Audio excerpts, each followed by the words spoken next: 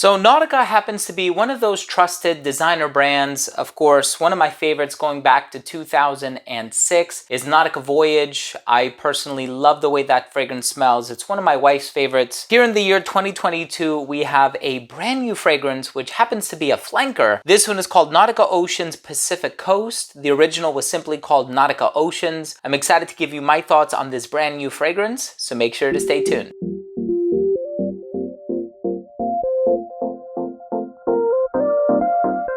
Now, before I begin my fragrance review of Nautica Oceans Pacific Coast, and I tell you all about this fragrance, what it has going for it, the notes, the performance, comparisons, the smell, all that good stuff, I do want to start things off by mentioning that if you're a fan of fragrance-related content, please do consider supporting the channel by subscribing to it. Hit that bell icon so you could be notified every time I do upload future videos to the channel. And of course, give this video a thumbs up if you take something of value from today's episode.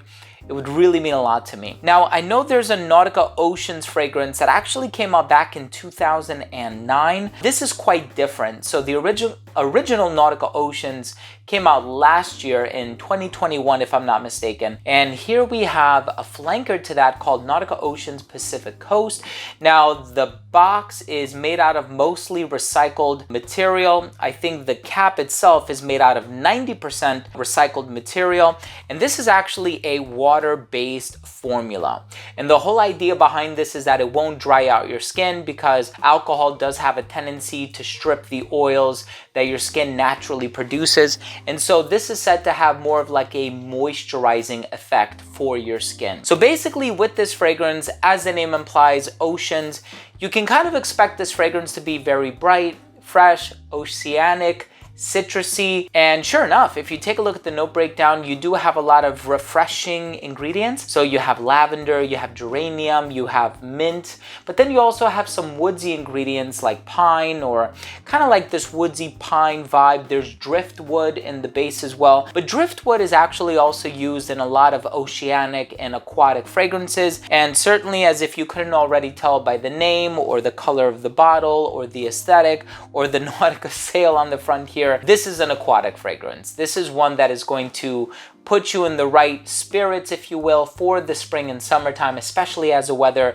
starts to get a little bit hot out, as it is actually today. Today it was actually rather warm in the high 80s. I'm excited to give you my thoughts on the smell. But let's start things off with the presentation.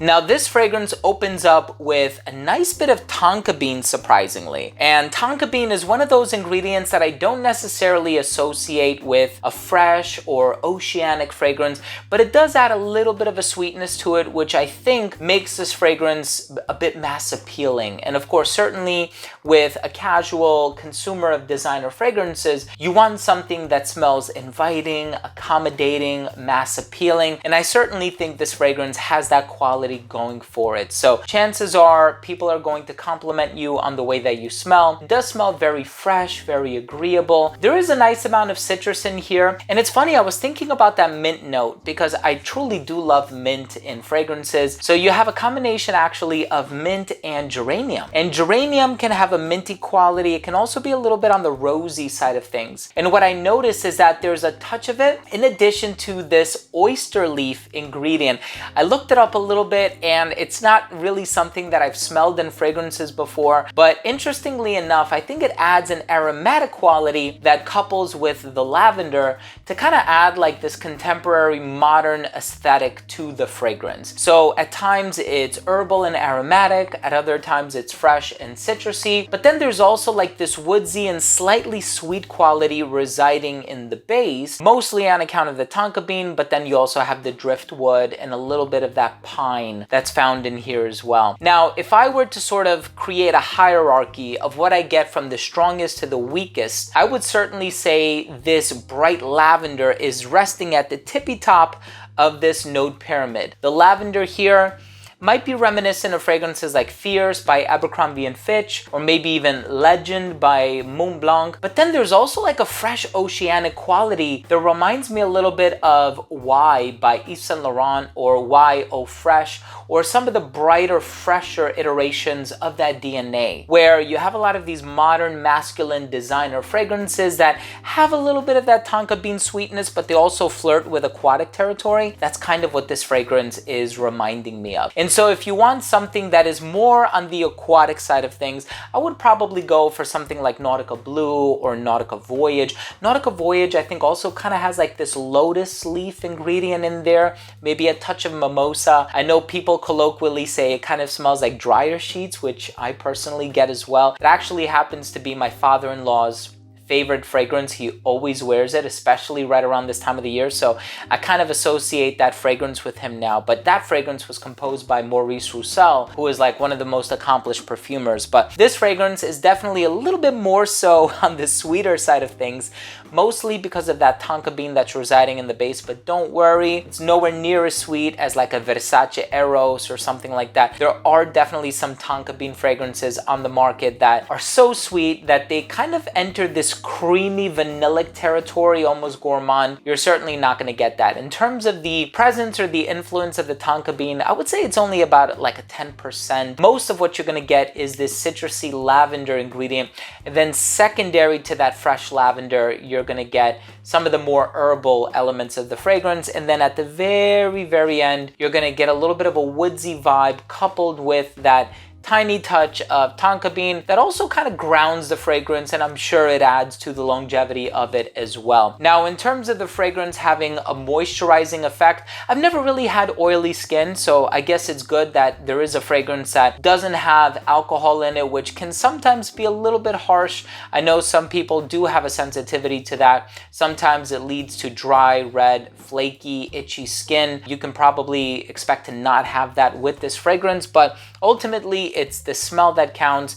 And I do think that this one is definitely in the wheelhouse of very bright, vibrant, contemporary, aromatic, masculine fragrances that spotlight notes of lavender and clary sage. Even though it's not listed in the note breakdown, it still kind of gives off that vibe to it. So I do think that the DNA is very accessible. And I think if you're a fan of fragrances like Y by Yves Saint Laurent or Fierce by Abercrombie & Fitch, this is going to be in your wheelhouse. So I hope you enjoy it. Let's go ahead and finish things off with my overall assessment. Now, first up, in terms of the uniqueness and the overall smell, I do think that this fragrance does borrow influence from some other fragrances, but that's kind of what's happening in the designer industry. Whenever a note like lavender comes out, you might be reminded of Fierce or Legend or Percival by Parfum de Marly or Caron pour un homme. There's so many fragrances that utilize that ingredient, and it does eventually get to a point where they start to bleed into one another in terms of the olfactory picture that they paint. Longevity on this one is about 7 hours on your skin. The projection is really good for the first 45 minutes. I'm not sure it ever radiated beyond an arm's length, but you have a nice little cloud for like the first 2 to 2.5 hours. It did become a skin scent around that 5-hour mark, but this one is relatively inexpensive. So it is one of those fragrances that I would recommend you reapply at lunchtime with. In terms of the versatility, I do think it leans a little bit masculine on account of the lavender. I think this one will appeal to somebody who's a little bit younger. Definitely gives off a casual vibe, and hotter weather, that's the best time to wear this one. I wouldn't wear it in the fall and winter. Nautica is really a brand that shines in the hotter weather. A lot of their fragrances are geared towards, you know, the bright oceanic and aquatic genre, and this fragrance is no exception. In terms of the presentation, I do like the fact that it's vegan, eco-friendly, and sustainable and environmentally friendly, and I think it's really nice to see brands going in that direction. We can certainly use more of that in the world, especially recently when consumption is at an all-time high. But in any case, like I said before, it's the juice that counts. My final verdict on this fragrance is, if you're looking for a inexpensive fragrance,